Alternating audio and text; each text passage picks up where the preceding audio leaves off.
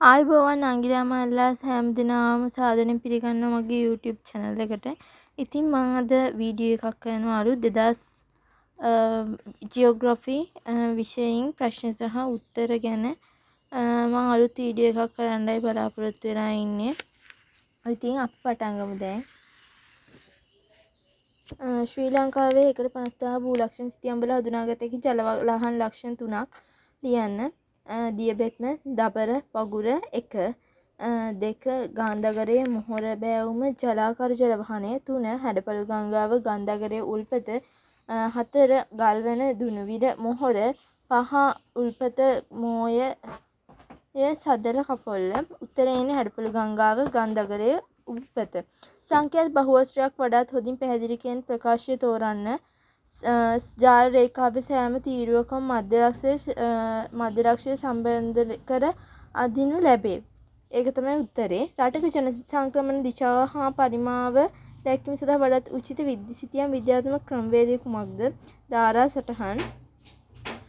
සංතතික දත නිරූපණය කිරීම සඳහා කවර සිතියම් විද්‍යාත්මක ක්‍රම භාවිතා කළ හැකිද? රේඛා ප්‍රස්ථාරය. භූගෝලීය තොරතුරු පද්ධති හෙවත් GIS වල අඩංගු ප්‍රධාන දත්ත වර්ග දෙක අවකාශීය දත්ත සහ අවකාශීය නොවන දත්ත. දුරස්ථ සංවේදනය යනුවෙන් හඳුන්වන්නේ කුමක්ද? අරමුණු කරා නොගොස් දත්ත එක්රැස් කර ගැනීමේ ක්‍රමවේදය. නැත්නම් දත්ත ග්‍රහණය කර ගැනීමේ ක්‍රමවේදය. අවකාශීය නොවන දත්තවල නිදසුනක් දැක්වෙන්නේ පහත සඳහන් කුමන පිළිතුරෙහිද? කොළඹ නගරයේ මුළු ජනසංඛ්‍යාව කොට්ටේ සිට ගාල්ල දක්වා අධිවේගී මාර්ගපතේ ශ්‍රී ලංකාවේ බටහිර වෙල්ල තීරයේ ගමක නිවාස ඒකක ව්‍යාප්තිය ප්‍රාදේශීය රේඛා කොට්ටාසයේ ඉඩම් කුඹුරු ඉඩම් මායි. කොළඹ නගරයේහි මුළු ජන සංඛ්‍යාව තමයි උත්තරය හැටියට එන්නේ.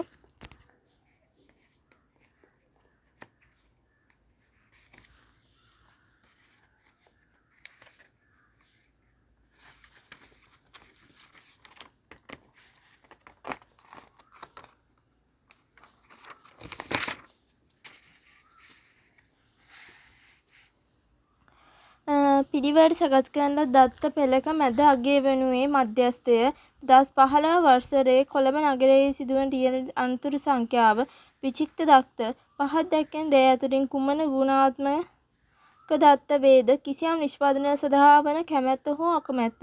මහාද්වීප ගැසියන් මගින් නිර්මාණය කරන ලද නිදිසායත භූරූප දෙකක් නිවැරදිව දැක්වෙන්නේ එස්ක සහ එම.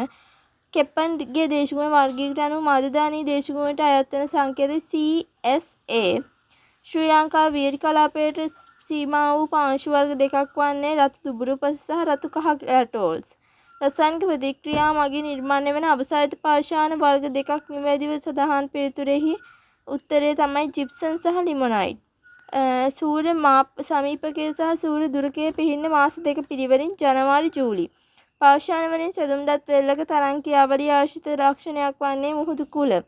ආක්‍රාන්ත යමහා ක්‍රියාකාරීත්වය නිසා නිර්මාණය වන භූලක්ෂණ නිවැරදිව දැක්වෙන පිළිතුරේ කුමන පිළිතුරේ? ඩයික ආස්තර ලැකොලිත. ගංගා දෝණියක යෞවන අවස්ථාවේ දැකිය හැකි භූලක්ෂණ 3ක්. පටු නිම්න ගංගා විලෝපය දිය ඇලි. ශ්‍රී ලංකාවේ කංචවැලි නිරි පිහිටා ඇති ප්‍රධාන ස්ථාන 3ක්. පුල්මුඩේ කයිකාවල පොල්කොටුව. ශ්‍රී ලංකාවේ තෙත්පත් වන භූමි පිහිටා ඇති ප්‍රදේශ 3ක්. හෝටන් තැන්න අබේවල බෝපත්තලා. වයස අවුරුදු 14ට සහ අවුරුදු 65ට වැඩි 14ට අඩු 65ට වැඩි ජන සංඛ්‍යාව එකතුව වයස අවුරුදු 15 සිට 64 ජන සංඛ්‍යාවෙන් බෙදූ විට එය හැදින්නේ කුමන දෙයක් ලෙසින්ද? එකක් යැපුම් අනුපාතය කියලා. යුරෝපා රටවල නාගරිකීකරණය ආරම්භ වීමට මුල් වූ ප්‍රථම පූර්ව අවශ්‍යතාවය කුමක්ද? ග්‍රාමීය අංශයේ කුෂ්කර්මාන්තයේ අතිරික්තයක් නිපදවීම. පහත් ප්‍රදේශවල කෘමි තුන භූමිය වැඩ සිට කළුකර කලාප දක්වා ඍතුගතව සත්වයන් සංග්‍රහණය කරවීම හැඳින්වෙන්නේ ගොදුරුවීම් මාරුව ලෙස. ආසියාවේ හරිත විප්ලවයේ මුඛය ආරම්භ වූයේ ජනතාව අතර පැවති සාගින්න අඩු කිරීමට. ලෝකයේ මුල් කාලීන ශිෂ්ටාචාර ප්‍රධාන වශයෙන් දියුණු වූයේ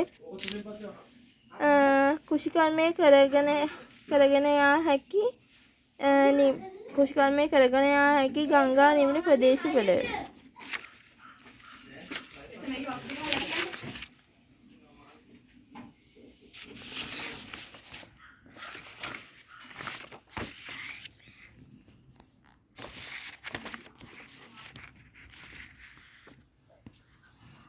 රටක ජනසංඛ්‍යාවේ වර්ධනය තීරණය කරන සාධක උපත් මරණ සංක්‍රමණ සිටික නිම්නය තුළ ඒකරාශී වී ඇත්තේ අති තාක්ෂණික කර්මාන්ත මහවැලි සංවර්ධන ව්‍යාපාරයට අයත් නොච්චියාගම සහ අරංවිල කුඩා නාගරික කලාප මධ්‍යස්ථාන කලාප නිවැරදිව දැක්කෙන පිළිවෙලින් ලියන්න. නාගරික මධ්‍යස්ථාන කුමක්ද කියලා අහනවා.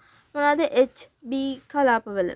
අග්නිදිග ආසියාවේ වඩා ජනාධික රට කුමක්ද? ඉන්දුනීසියාව.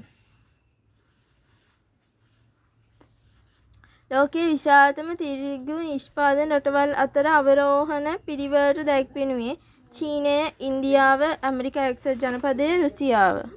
උත්තරය